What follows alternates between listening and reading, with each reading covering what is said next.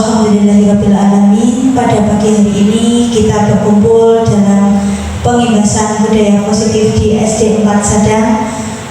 Ini merupakan salah satu program dari guru penggerak, yaitu pada modul 1.4, yaitu budaya positif.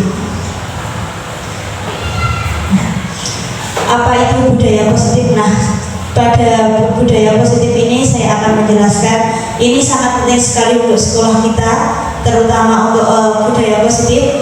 Budaya positif di sekolah adalah nilai-nilai positif yang diterapkan di sekolah untuk menumbuhkan motivasi intrinsik pada diri siswa yang bertanggung jawab dan berbudi pekerti yang luhur, sehingga terwujud profil pelajar Pancasila.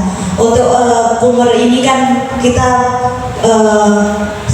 lebih ke profil pelajar Pancasila, jadi ini mendukung sekali untuk kegiatan kurikulum merdeka. Yaitu selain itu, budaya positif yang ada di sekolah akan membantu pencapaian visi sekolah untuk mewujudkan visi sekolah sendiri, yaitu peran guru yang merupakan ujung tombak kualitas pendidikan di sekolah, sehingga memunculkan pembiasaan positif di sekolah yang dikenal dengan budaya positif. Nah, ini contoh budaya positif yang sudah ada di sekolah kita. Kebetulan setiap anak pagi maupun sebelum mulai pembelajaran maupun setelah pembelajaran, yaitu kegiatan salam salim, yaitu penerapan 5S, kemudian berdoa dan membaca Asmaul Husna, kemudian ada pembiasaan kebersihan dan memperingati hari besar keagamaan. Nah, untuk budaya positif sendiri itu terdiri dari beberapa materi, diantaranya yaitu disiplin positif, ada kebutuhan dasar manusia, keyakinan kelas, posisi kontrol, dan segitiga restitusi. Ini nanti kita bahas satu persatu, mulai dari disiplin positif sampai ke segitiga restitusi dan contoh dari kegiatan restitusi yang sudah saya lakukan. Untuk yang pertama yaitu disiplin positif dan nilai-nilai kebajikan universal. Nah, ketika mendengar kata disiplin, apa yang terbayang di benak Anda? Apa yang terlintas di pikiran Anda? Mengapa harus disiplin?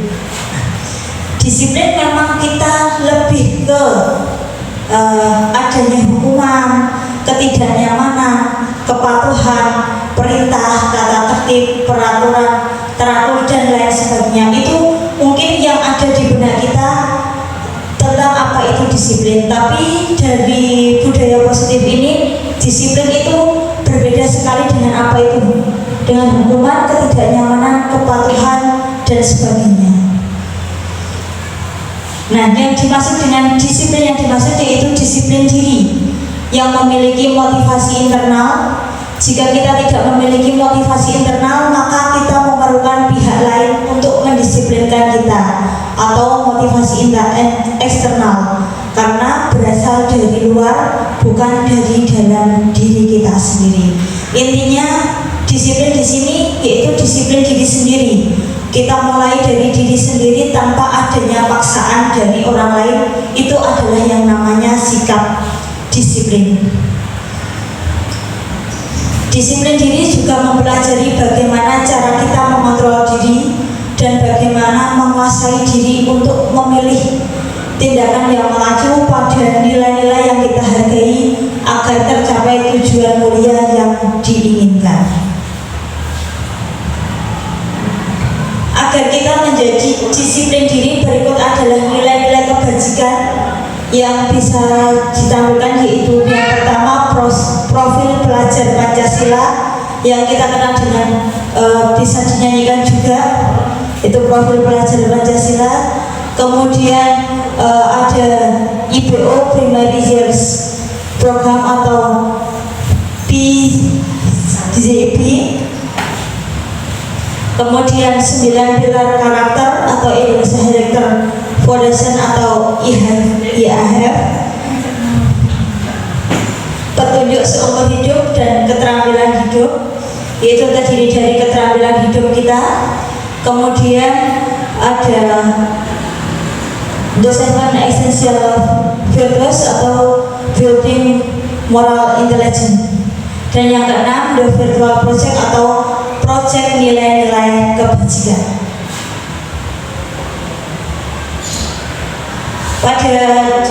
Untuk biar kita menjadi disiplin yang baik terhadap diri sendiri, juga memenuhi dari nilai-nilai kebajikan, tentunya terdiri dari ada motivasi dari perilaku manusia biar kita menjadi disiplin diri. Biasanya terdiri dari 3 teori. Yang pertama yaitu menghindari ketidaknyamanan atau hukuman. Biasanya itu seperti ini: apa yang terjadi bila saya tidak melakukan? Berarti adanya tekanan dari luar. Bagaimana saya harus disiplin karena ada hukuman yang menanti saya. Itu adalah dari motivasi eksternal. Mungkin itu bisa mendisiplinkan, tapi itu berasal dari luar. Kemudian ada lagi yaitu untuk mendapatkan imbalan dari orang lain atau institusi. Ini juga motivasi dari eksternal juga, karena apa yang saya lakukan bila saya melakukan. Berarti karena ada iming-iming dari luar, dari orang lain juga, jadinya lebih ke motivasi eksternalnya. Kemudian untuk menghargai diri sendiri, menjadi insan sesuai harapan kita. Nah itu dari sini saya akan menjadi orang yang seperti apa apabila saya melakukannya. Nah berarti itu adalah motivasi dari diri sendiri, dari dalam diri kita sendiri. Nah di situ nanti kita muncullah kesadaran diri yang kita berarti muncul untuk menjadi kedisiplinan yang terbentuk dalam diri kita sendiri, yaitu pada motivasi eksternal. Nah itulah menjadi tujuan disiplin positif. Untuk menjadi budaya positif, tentunya ini ada lingkaran dari kita menjadi budaya positif untuk anak didik kita terutama. Yang pertama yaitu pada peraturan kelas. Tentunya kita pertama kali yang kita lakukan di kelas yaitu melakukan peraturan kelas. Peraturan kelas ini kita buat bersama-sama dengan murid kita. Kita bersama-sama membuat kesepakatan. Setelah membuat kesepakatan itulah kita menjadi sebuah keyakinan kelas, keyakinan yang diyakini oleh murid maupun guru yang ada di kelas. Dari kesepakatan kelas dan keyakinan kelas itu nanti terbentuklah yang menjadi lingkungan positif. Ini bisa diterapkan baik di kelas rendah maupun di kelas atas. Dan kalau sudah terbentuk semuanya, nanti bisa menjadi yang namanya budaya positif di sekolah. Nah, tentang keyakinan kelas, hukuman dan penghargaan. Nah, ada pertanyaan, mengapa tidak peraturan saja? Mengapa harus adanya keyakinan kelas? Nah, di sini ada 3 ilustrasi. Yang pertama, mengapa kita memiliki peraturan harus menggunakan helm bila mengendarai kendaraan roda 2? Kira-kira kenapa? Supaya selamat. Supaya selamat. Supaya yang perjalanan sakit. Iya, tidak panas. Ya. Nah, ya itu juga jadi ada yang selamat, tidak panas, tidak ditilang. Nah, itu adalah kita sebuah peraturan. Tapi peraturan itu kalau kita tidak mempunyai keyakinan diri, seperti tadi ada yang menyampaikan keselamatan. Nah itu berarti keyakinan yang kita miliki adalah helm tujuannya untuk keselamatan diri sendiri. Itulah keyakinan yang kita yakini. Kemudian yang ilustrasi kedua, mengapa kita memiliki peraturan 3M, menggunakan masker, mencuci tangan, dan menjaga jarak 1,5 meter. Dan mengapa kita memiliki peraturan harus datang tepat waktu pada saat mengikuti pelatihan. Nah tentunya peraturan-peraturan ini ada, tapi dibuat, tapi kalau tidak ada keyakinan dari diri kita sendiri, mungkin nanti tidak terbentuk untuk suatu kesadaran atau kedisiplinan dari diri sendiri. Makanya kalau kita adanya peraturan menggunakan helm. Nah itu alasannya untuk keselamatan diri kita sendiri. Selain menaati peraturan, berarti adanya peraturan dan keyakinan kalau kita bawa helm nanti kemungkinan selamat kita untuk berkendara. Kemudian mengapa kita memiliki peraturan 3M, menggunakan masker, mencuci tangan, dan menjaga jarak 1,5 meter, itu merupakan peraturan dari pemerintah, tetapi itu juga kita mempunyai keyakinan diri sendiri, yaitu kita dapat menjaga kesehatan kita biar tidak terjangkit oleh virus. Kemudian kita harus datang tepat waktu, itu juga sebuah peraturan, tapi kalau tidak ada keyakinan dari diri sendiri juga kita akan rugi dari untuk mengikuti pelatihan atau kita ketinggalan. Nah untuk itu, untuk mendukung motivasi intrinsik kembali ke nilai-nilai atau keyakinan-keyakinan, lebih menggerakkan seseorang dibandingkan mengikuti serangkaian peraturan. Nah, untuk pembentukan keyakinan kelas, itu tadi kita coba ada ilustrasi tentang disiplin positif, adanya peraturan maupun keyakinan. Nah, di sini keyakinan kelas sendiri itu nilai-nilai kebajikan atau prinsip-prinsip universal yang disepakati bersama secara universal, lepas dari latar belakang suku, negara, bahasa maupun agama. Menurut dosen, suatu keyakinan akan lebih memotivasi seseorang dari dalam atau intrinsik. Seseorang akan lebih bersemangat untuk menjalankan keyakinannya daripada hanya sekedar mengikuti serangkaian peraturan. Itu keyakinan kelas. Nah, untuk pembentukan dari keyakinan kelas sendiri itu ada beberapa langkah. Di antaranya yaitu keyakinan kelas bersifat abstrak daripada peraturan yang lebih rinci dan konkret. Untuk yang kedua, keyakinan kelas berupa pernyataan-pernyataan yang universal. Kemudian yang ketiga, pernyataan keyakinan kelas senantiasa dibuat dalam bentuk positif. Berarti kita tidak menggunakan kata tidak, tapi untuk keyakinan kelas kita menggunakan kata-kata yang lain selain tidak, karena otak kita merasa kata tidak itu kebalikan dari apa yang kita ucapkan. Kemudian keyakinan kelas hendaknya tidak terlalu banyak sehingga mudah diingat dan dipahami. Yang selanjutnya yaitu semua warga kelas sebaiknya ikut berkontribusi dalam membuat kegiatan kelas lewat curah pendapat. Ini yang sangat penting karena curah pendapat itu anak dapat menuliskan apa yang ada di pikirannya, dia bisa menuliskannya. Jadi apa yang kita menjadikan kesepakatan keyakinan itulah yang menjadi pendapat dari anak sendiri. Kemudian bersedia meninjau kembali keyakinan kelas dari waktu ke waktu. Jadi keyakinan kelas itu tidak selamanya menjadi sebuah patokan, tapi bisa berubah dari waktu ke waktu untuk menyesuaikan keadaannya.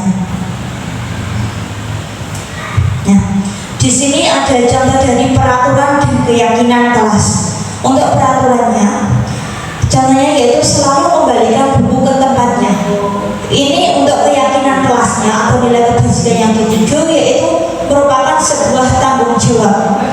Yang kedua, dilarang mengganggu orang lain. Keyakinannya klasik, yaitu menghormati orang lain dan diri sendiri. Yang ketiga, hadir di sekolah 15 menit sebelum pembelajaran dimulai.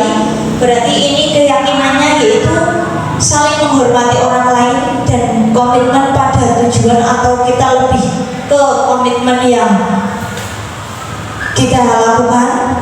Kemudian dilarang melakukan kekerasan. Nah, ini keyakinannya kelas, yaitu supaya kita menjaga keselamatan serta juga menghormati orang lain. Yang selanjutnya, dilarang menggunakan narkoba. Nah, itu keyakinannya yaitu demi kesehatan kita.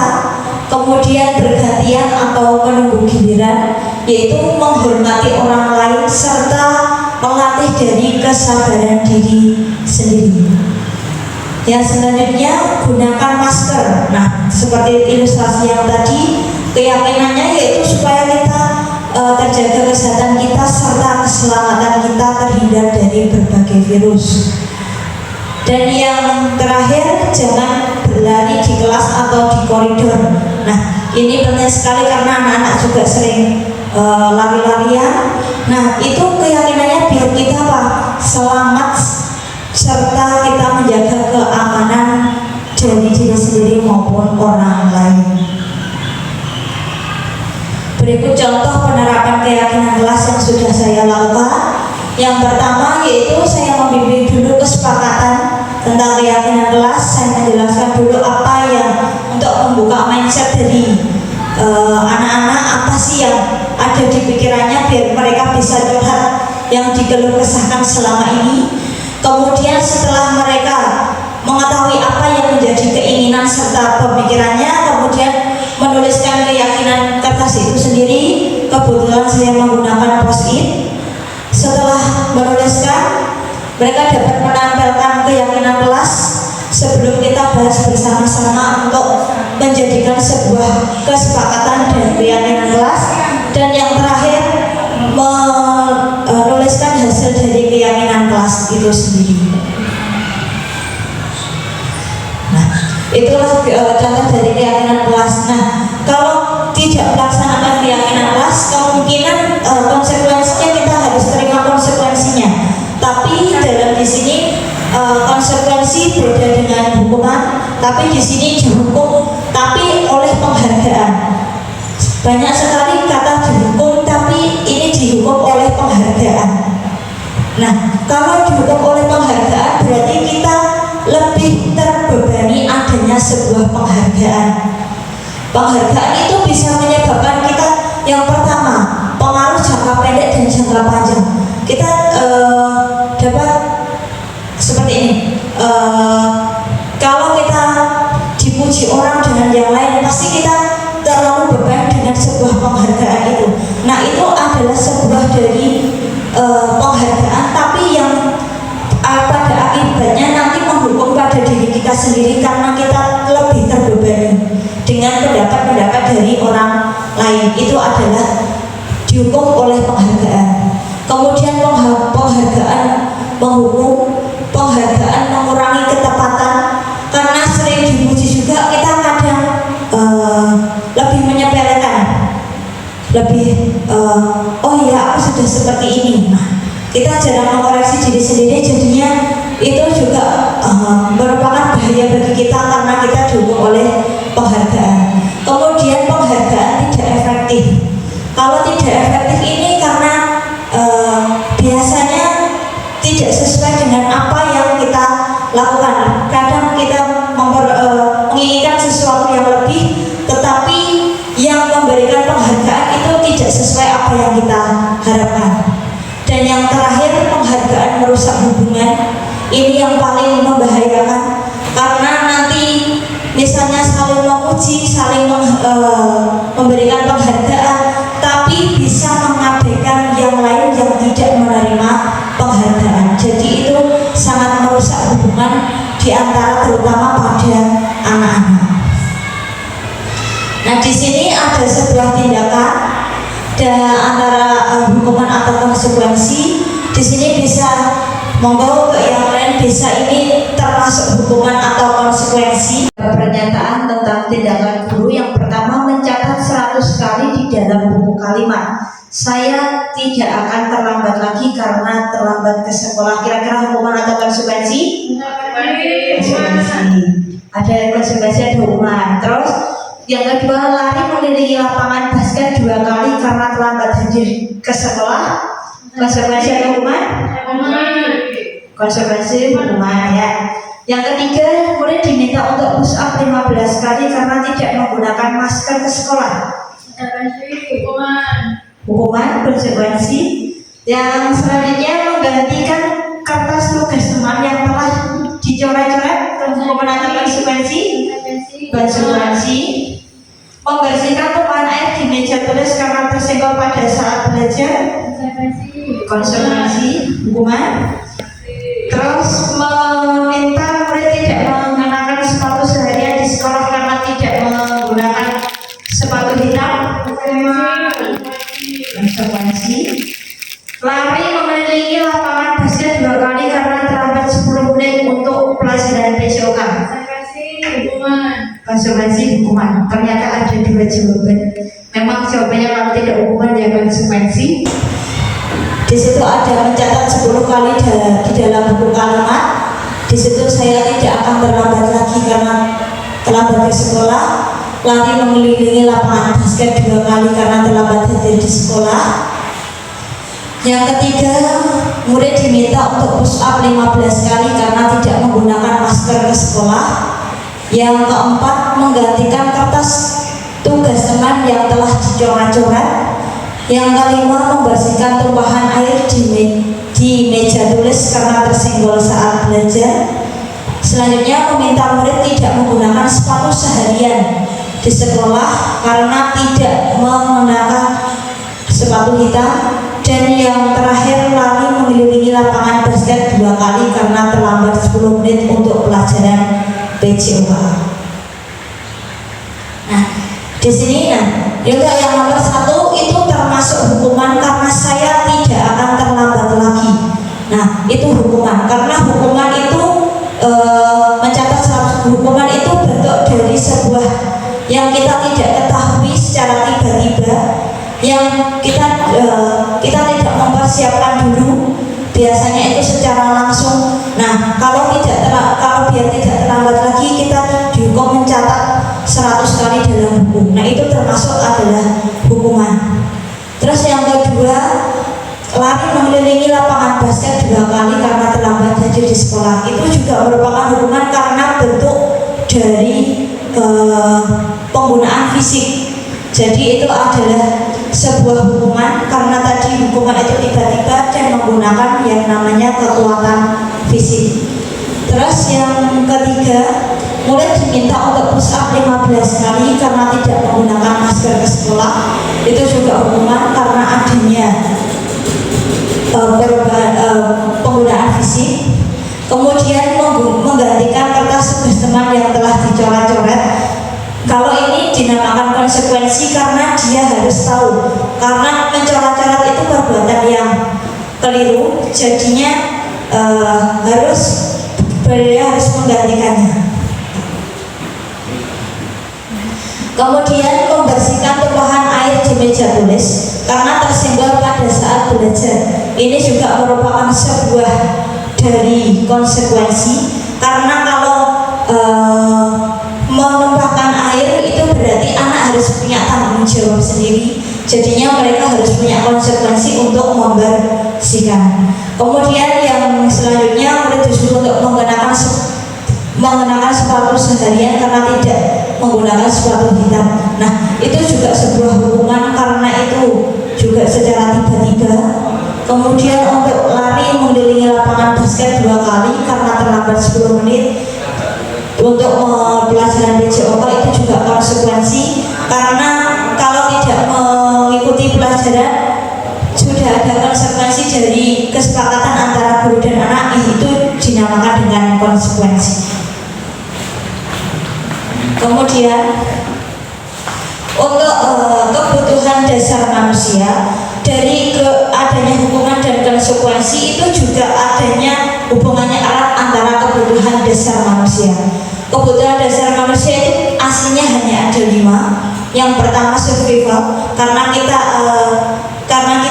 dengan keadaan kita menyesuaikan keadaan kita bisa bertahan hidup itu karena kita survival kita di lingkungan maupun di masyarakat. Kemudian adanya cinta kasih atau diterima, ini sangat penting karena tidak ada diterimanya kita di masyarakat maupun di lingkungan kita nanti akan menjadi, terutama kita menjadi down, kita menjadi tidak dibutuhkan lagi. Kalau tidak dibutuhkan lagi, kemungkinan nanti kita bisa lebih besar untuk melakukan sebuah kesalahan atau perbuatan-perbuatan yang negatif. Kemudian adanya rasa penguasaan. Penguasaan itu kita juga memiliki kuasa,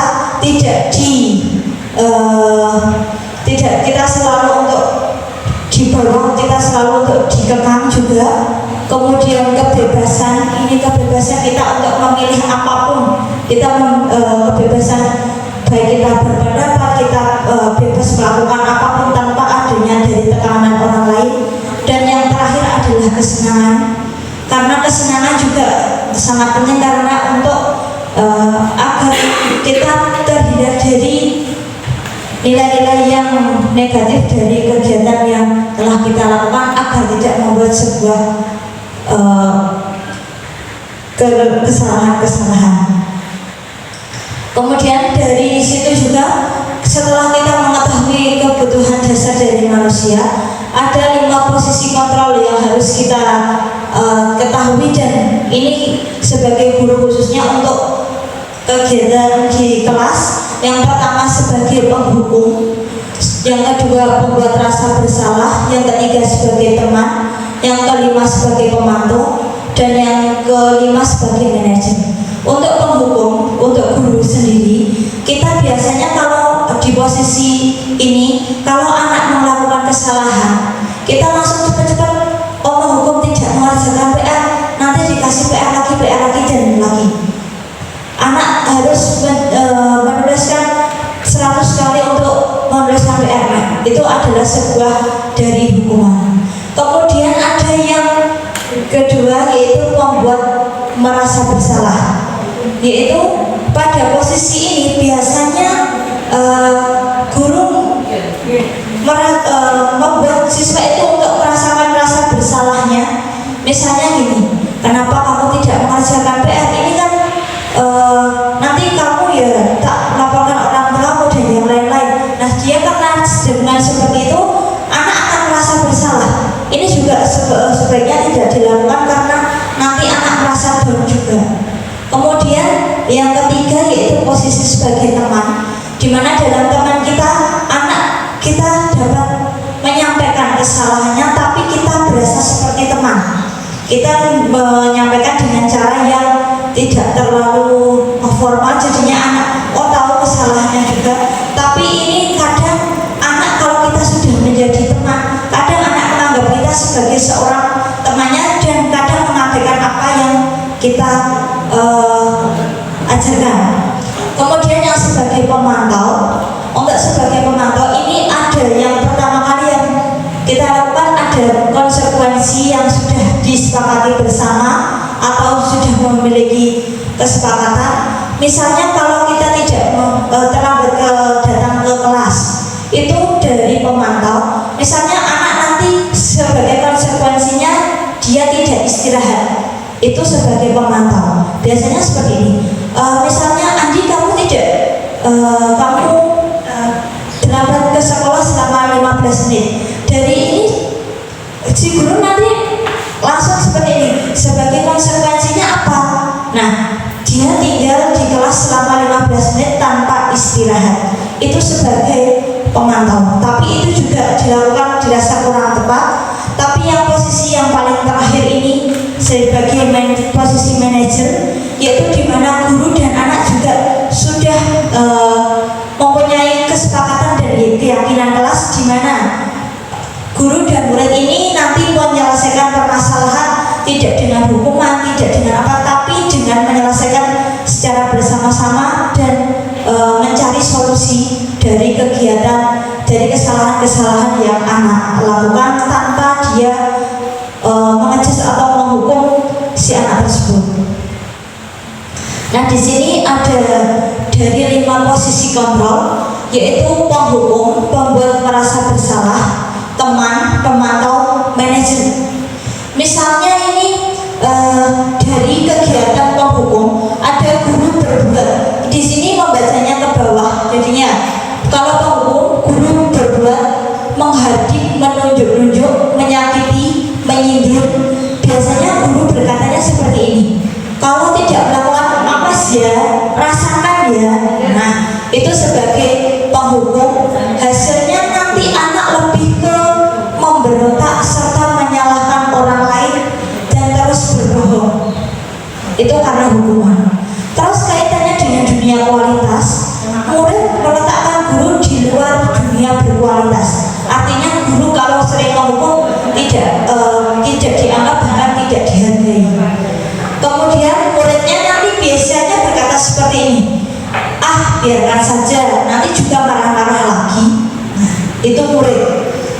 kalau sering dihukum.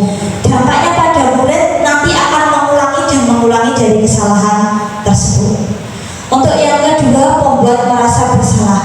Biasanya guru berbuatnya itu dengan berceramah dan mengatakan seharusnya bla bla bla dan yang lain-lain. Ibu kecewa sekali. Nah, itu biasanya dengan kata-kata seperti itu.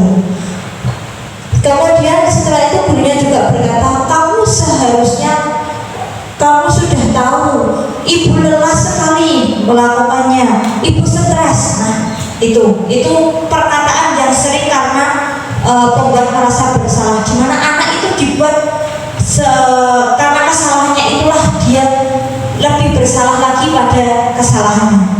Hasilnya nanti menyembunyikan serta menyangkal dan berbohong. Dalam hal ini anak mesti langsung dia berkelit biar tidak diketahui kesalahannya.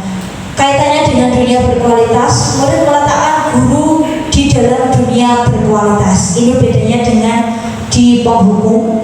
Dan terus muridnya juga berkata, maafkan saya karena dia merasa sangat bersalah sekali sudah melakukan kesalahan yang telah dibuat.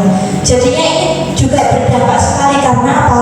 Merasa rendah diri. Nanti anak tidak pede lagi, tidak mau takut untuk membuat sebuah kesalahan. Kemudian di posisi teman, yaitu yang guru berbuatnya membuat alasan-alasan untuk muridnya. Kemudian guru berkata, ayolah lakukan demi ibu. Ini terus masa kamu tidak mau? Ingat tidak ibu pernah bantu. Berarti ini menanyakan kalau teman kan pengennya adanya timbal balik antara guru dan murid. Jadinya gurunya juga meminta apa yang menjadi haknya sebagai teman, yang anak juga meminta haknya sebagai teman. Nanti hasilnya nanti ketergantungan. Kaitannya dengan dunia berkualitas, murid meletakkan guru sebagai orang yang sangat penting di dunia berkualitas. Tapi muridnya berkata juga seperti ini, saya pikir bapak atau ibu teman saya, ternyata begitu ya, seperti itu. Kemudian kalau ini dampaknya juga berdampak pada anak, yaitu nanti anak lemah, tidak mandiri, bahkan tergantung oleh guru. Yang ke posisi yang keempat yaitu pemantau, yaitu guru berbuat menghitung dan mengukur. Berarti menghitung dan mengukur kesalahannya. Kemudian hasilnya nanti gurunya berkata apa peraturannya. Berarti ditanyakan aturan yang dilakukan. Kemudian hasilnya nanti menyesuaikan diri bila diawasi. Kalau tidak diawasi kemungkinan tidak dapat menyesuaikan diri. Yang kaitannya dengan dunia berkualitas, murid meletakkan guru peraturan hukum di dunia yang berkualitas. Tapi muridnya juga berkata, berapa banyak binatang yang harus saya peroleh, berapa halaman yang harusnya ditulis. Nah ini juga anak juga seperti itu. Terus nanti dampaknya yaitu menitik beratkan pada sanksi atau hadiah pada dirinya. Jadinya anak juga lebih, ini nanti sanksi apa yang saya dapat atau hadiah apa yang saya dapat. Anak masih menerka-nerka. Dan untuk posisi yang terakhir yaitu nanti menghargai diri sendiri, yaitu di posisi manajer, di mana guru berbuatnya guru lebih menanyakan pertanyaan tentang apa kesalahannya atau apa. Tapi guru di sini tidak menyalahkan si anak tersebut, hanya bertanya tentang kesalahannya. Kemudian untuk guru berkata, apa yang kita yakini, apa yang bisa kau kerjakan untuk memperbaiki masalah ini. Nah, di sini guru menuntut anak untuk bagaimana menyelesaikan apa yang telah menjadi kesalahannya. Kemudian hasilnya nanti menguatkan pribadi si anak itu sendiri. Kemudian kaitannya dengan dunia berkualitas, murid meletakkan dirinya sebagai individu yang positif dalam dunia yang berkualitas. Intinya nanti menimbulkan sebuah kegiatan yang atau perbuatan yang positif dari murid untuk dari dalam diri sendiri. Kemudian muridnya berkata, bagaimana cara saya bisa memperbaiki keadaannya. Berarti di sini anak sadar bahwa kalau dalam berbuat kesalahan pasti dia harus memperbaikinya. Dan untuk dampaknya nanti mengevaluasi diri dan bagaimana cara memperbaikinya. Jadi sebagai guru kita lebih tepatnya kalau bisa kita melakukan yaitu posisi kontrol yang ada di manajer, di mana guru tidak langsung mengejudge atau menghukum dari perbuatan murid, tapi kita sama-sama mencari solusi agar kesalahan murid itu tidak terulang lagi, sehingga dia menimbulkan sebuah kesadaran diri agar tidak melakukan kesalahan-kesalahan yang telah diperbuat secara berulang-ulang. Kemudian untuk dari posisi kontrol lagi nanti menghasilkan sebuah yang namanya restitusi. Ternyata restitusi tidak hanya dihukum, tapi juga budaya positif kita juga ada. Restitusi itu adalah proses menciptakan kondisi bagi murid untuk memperbaiki kesalahan mereka, sehingga mereka bisa kembali pada kelompok mereka dengan karakter yang lebih kuat. Itu adalah restitusi. Dari restitusi itu kita dapat menjelaskan jadi ciri-ciri dari restitusi ada 9. Yang pertama yaitu bukan untuk menebus kesalahan, namun untuk belajar dari kesalahan. Nah, di sini kesalahan kita jadikan sebagai pelajaran atau pengalaman yang menarik bagi kita agar tidak mengulangi lagi. Kemudian dapat memperbaiki hubungan, baik hubungan dengan individu kalau kita bersalah atau hubungan dengan masyarakat dan sebagainya. Kemudian ada tawaran, bukan paksaan. Dia bisa memperbaiki tanpa adanya paksaan dari orang lain. Kemudian restitusi menuntut untuk melihat ke dalam diri. Berarti dalam diri kita, berarti kalau kita salah kita harus berbuat apa? Misalnya kalau anak, oh ya saya harus meminta maaf. Nah itu bisa nanti lebih ke restitusi. Kemudian restitusi mencari kebutuhan dasar yang mendasari tindakan. Berarti kita nanti setelah misalnya saya pinjam tidak mengembalikan, nanti saya harus menggantinya. Itu juga restitusi. Kemudian restitusi sendiri adalah cara yang paling baik untuk memperbaiki diri. Yang selanjutnya restitusi fokus pada karakter bukan tindakan. Berarti nanti bisa mengubah karakter yang ada pada anak untuk lebih berbuat positif. Kemudian restitusi fokus pada solusi, bukan hukuman atau apa, tapi bagaimana penyelesaiannya. Kemudian restitusi mengembalikan murid yang berbuat salah kepada kelompoknya. Itu adalah ciri-ciri dari restitusi. Kemudian restitusi untuk menyelesaikan itu, restitusi juga dibuat yang namanya segitiga restitusi, di mana suatu proses dialog yang dijalankan oleh guru atau orang tua untuk menyelesaikan masalah agar dapat menghasilkan murid atau anak yang mandiri dan bertanggung jawab. Nanti tahapannya ada 3, yaitu yang pertama memvalidasi tindakan yang salah. Berarti kalau anak salah kita tidak harus langsung kamu salah ya, tidak. Kita harus bertanya dulu apa sebabnya, mengapa dia melakukan kesalahan itu, tanpa kita menelusuri dulu. Kemudian setelah kita tahu apa sebabnya kesalahan yang diperbuat apa, nanti kita dapat menanyakan keyakinan. Kira-kira yang telah dibuat yang diperbuat tadi betul atau tidak. Terus kalau dengan temannya itu keyakinan yang dapat diterima apa gitu. Kemudian setelah itu baru menstabilisasikan identitasnya. Nah itu dari tindakan 3 restitusi. Nah di sini contohnya kalau yang validasi tindakan yang salah itu yang pertama tadi ada yang menstabilisasikan, yaitu setiap orang pasti pernah melakukan kesalahan. Ya, ini di bawah, kamu bukan satu-satunya orang yang telah melakukan ini. Itu menstabilisasikan identitas. Kemudian untuk yang validasi tindakan yang salah, kamu tuh punya alasan mengapa melakukan itu. Nah itu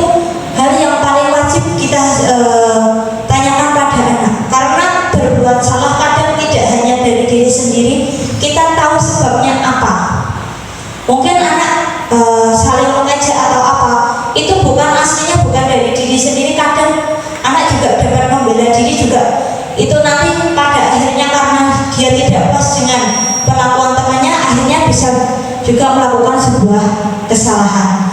Kemudian adakah cara yang lebih efektif untuk mendapatkan apa yang kamu butuhkan? Yang dibutuhkan berarti apa? Itu kembali lagi ke kebutuhan dasar dari manusia tadi. Kemudian untuk menanyakan keyakinan kelas, yaitu nilai-nilai yang telah disepakati.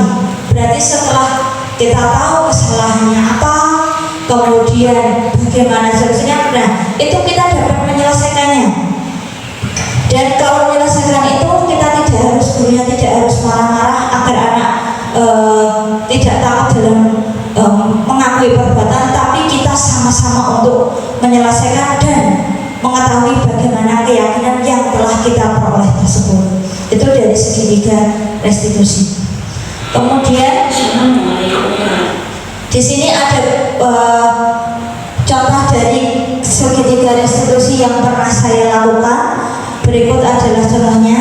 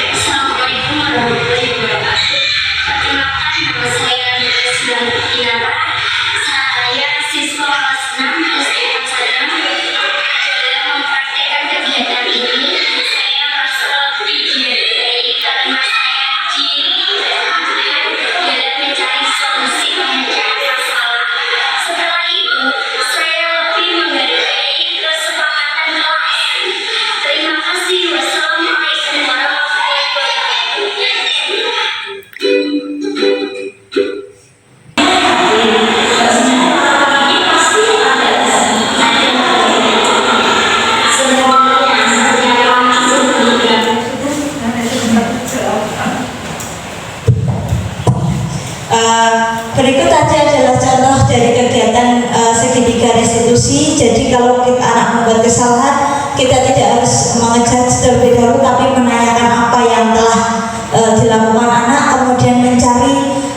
dengan kita duduk bersama, tanpa nanti pada hasilnya nanti anak juga enak, guru juga enak. Karena apa?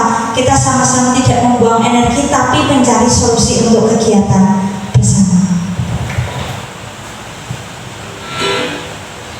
Demikian presentasi dari budaya positif yang telah pengibasan dari budaya positif. Atas perhatiannya saya ucapkan terima kasih. Kemudian saya akan membuka sesi dari pertanyaan. Silakan jika ada yang ada pertanyaan dari budaya positif yang telah saya lakukan. Ya, silakan maju.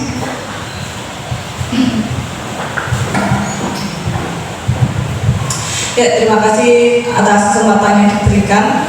Sebelumnya perkenalkan, nama saya Ani Mustafa. Di sini saya ingin menanyakan, adakah kesulitan ketika mencoba membangun budaya positif di kelas? Jika ada, apa saja kesulitan yang Anda alami? Terima kasih.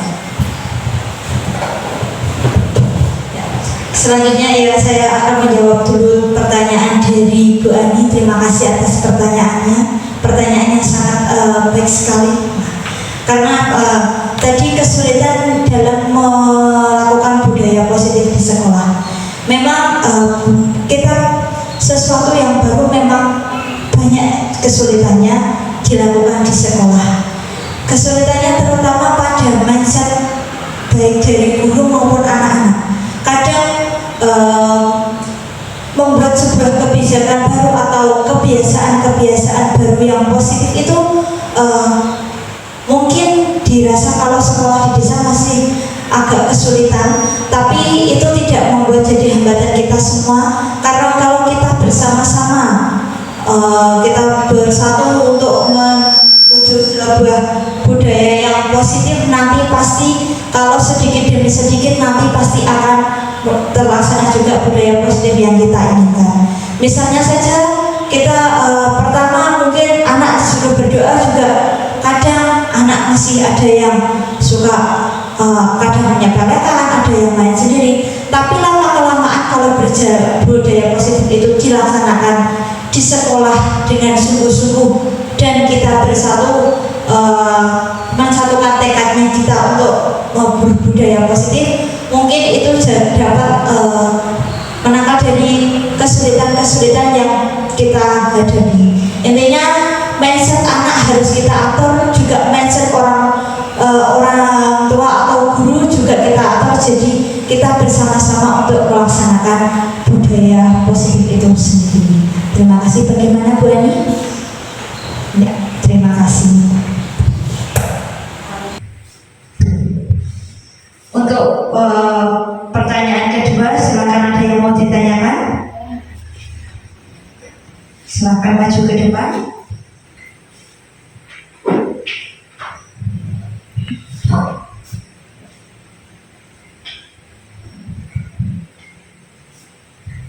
Assalamualaikum warahmatullahi wabarakatuh. Waalaikumsalam warahmatullahi wabarakatuh. Perkenalkan, nama saya Estiana. Saya dari SD 4 Sadang. Saya juga ingin bertanya, bagaimana peran Anda sebagai guru penggerak dalam menularkan kebiasaan baik kepada guru lain dalam membangun budaya positif di sekolah. Terima kasih. Terima kasih pertanyaan dari Bu Ana, sangat bagus sekali, yaitu bagaimana cara saya untuk menularkan budaya positif terutama pada Bapak Ibu guru. Nah, saya akan langsung menjawabnya. Pada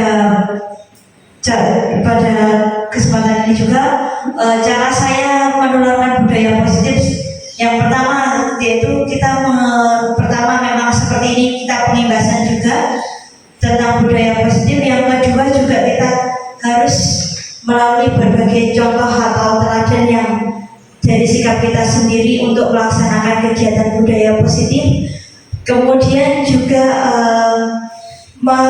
kalau bisa merubah mindset dari sesuatu yang memang belum bisa dilaksanakan, tapi sedikit demi sedikit harus dapat berubah untuk menjadi sebuah budaya yang positif, yaitu dengan berikan sebuah contoh-contoh atau aksi nyata dari kegiatan yang telah saya lakukan, misalnya dengan kegiatan yang budaya positif yang sudah dilakukan, yang semulanya memang sudah dikerjakan, tapi kalau memang dipupuk lagi dengan kegiatan dan pengertian dari budaya positif itu sendiri, jadi lebih nanti mengimbas pada Bapak Ibu guru yang lain. Kemudian juga saya laksanakan dengan murid saya, kalau memang dengan itu dapat merubah mindset dari Bapak Ibu guru, itu bisa dapat dilakukan dengan cara yang sedikit demi sedikit contoh yang dapat dilakukan dalam kehidupan sehari-hari, sehingga menjadi sebuah kebiasaan baru dan pembentukan yang baru menjadi sebuah budaya yang positif. Terima kasih. Bagaimana Bu Ana? Terima kasih dan banyak sudah ngomong. Ya, terima kasih kembali. Thank you.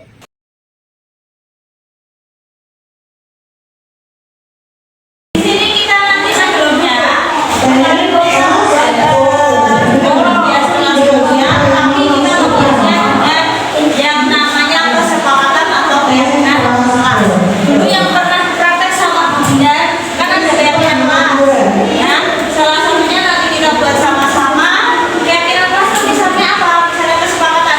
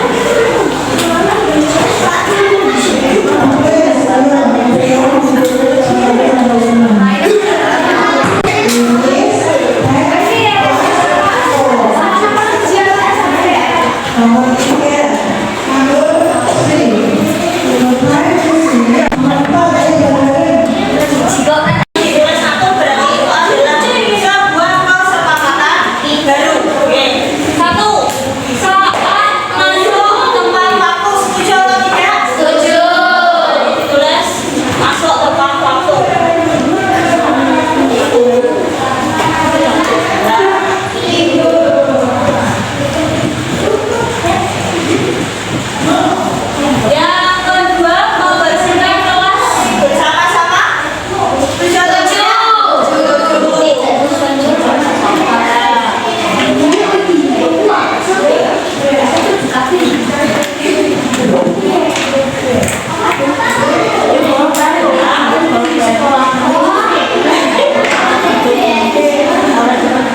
Terus yang ketiga, saat guru di kelas jangan berisik.